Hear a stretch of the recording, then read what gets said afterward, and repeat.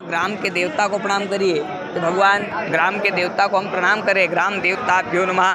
स्थान के देवता बाबा महाकाल को प्रणाम करिए। माता हरसिद्धि शिप्रा मैया को प्रणाम करिए। भगवान अंगारेश्वर महादेव महामंगल देवता को प्रणाम करिए। कर्म प्रधान देवताभ्यो नमः।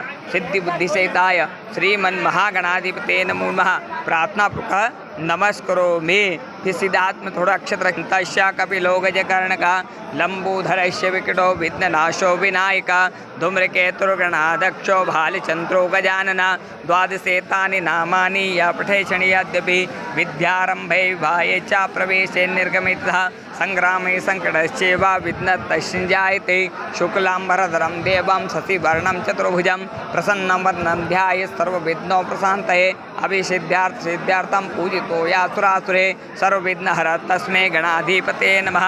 सर्वमंगलमांगल्ये शिवे सर्वार्थसाधिके शरण्ये त्र्यंबके गौरी नारायणी नमो।